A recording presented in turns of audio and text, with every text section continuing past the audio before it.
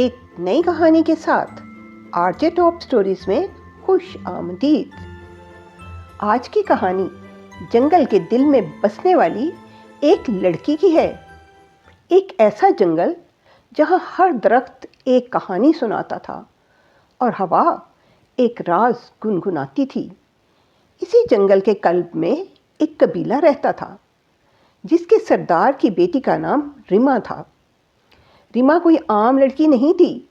वो फूलों से ऐसे बातें करती थी जैसे वो इसकी सहेलियां हों, और परिंदे इसके गीतों का जवाब अपनी बोली से देते थे।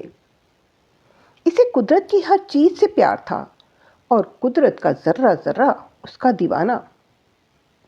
जब बाकी लड़कियां बेर चुनती, वो फूलों से बातें करती, तितलियों के साथ खेलती और परिंदों के साथ हंसती थी। एक दिन जब लड़कियों ने कहा कि शाम हो रही है, चलो घर चलें, लेकिन रमा ने कहा, आज मैं पहाड़ पर जाऊंगी, मैं सितारों को करीब से देखना चाहती हूँ। लड़कियों ने रोका, लेकिन वो पहाड़ की तरफ चल दी।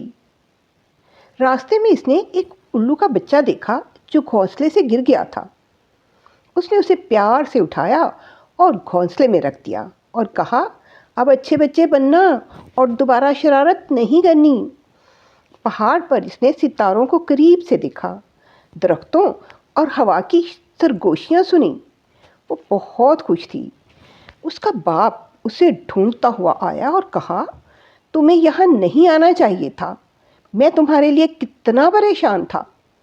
लेकिन उसने कहा, आप क्यों परेशान थे बाबा, ये सारा जंगल मेरा घर है। इसी जंगल में दूसरे कबीले का एक नौजवान रहता था, आहन। वो ताकतवर और माहिर शिकारी था। रिमा ने देखा कि आहन ने शेर के बच्चे को निशाना बांधा है। वो भागी और बच्चे को गोद में उठा लिया।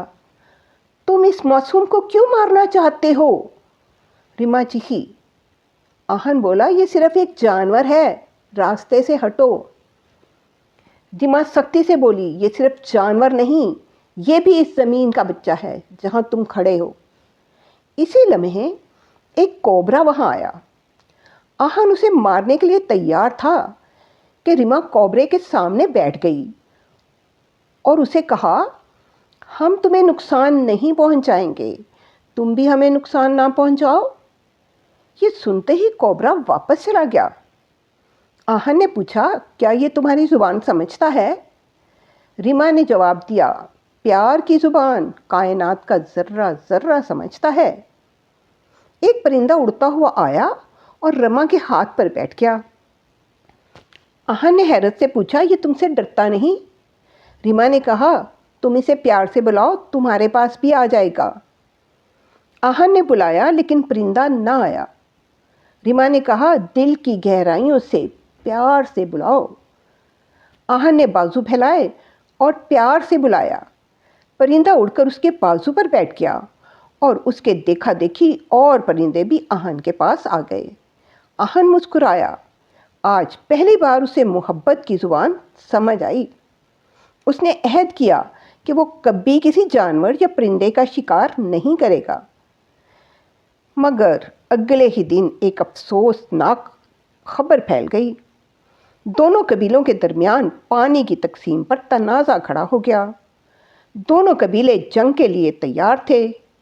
रमा और आहन ने फैसला किया कि ये जंग हर हाल में रोकनी चाहिए।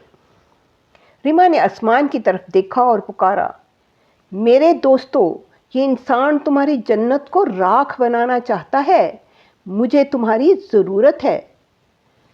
अगली सुबह दोनों लश्कर आमने सामने थे। फिजा में तनाव था।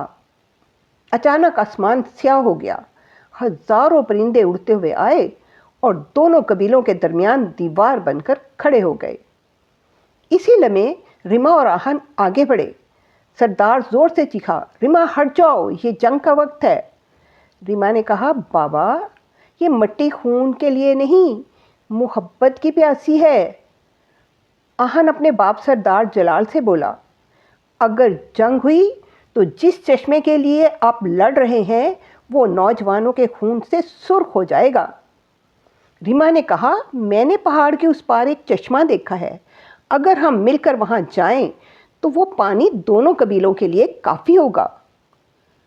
सरदार जोरावर चौंका, तुम्हें कैसे मालूम रीमा? रीमा बोली, मैं सितारों को करीब से देखने गई थी। कुदरत अपने राज मोहब्बत से देखने वालों को दिखाती है।